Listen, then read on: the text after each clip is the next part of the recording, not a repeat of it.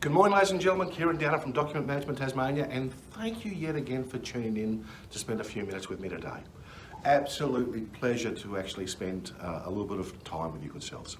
Okay, over the last couple of days, we've talked about the importance of cash flow in your business as businesses are starting to come back online.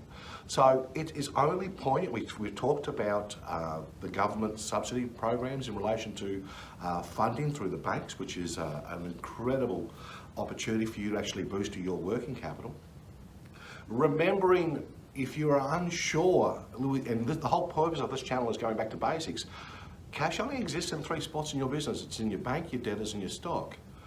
So if you haven't got it in the bank, you haven't got it in the debtors, you haven't got it in the stock, you've got problems, because it means at a point in time you end up with a cash gap, and when you end up with a cash gap, it means you simply don't have enough money in a liquid form that you can actually pay your bills with.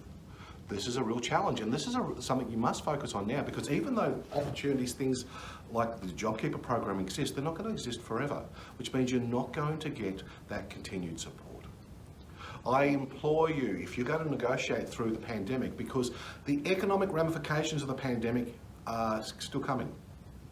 And what I mean by that is when all of the empathy from the banks and the tax departments and the government support programs finishes, then we're soon going to understand what this pandemic actually meant to our business, because that's when it's going to get tough. And that's why planning for your cash flow right here, right now is so important. If you haven't run your accountant and you haven't had a conversation with your relationship manager, regardless of what bank you're in, now's the time.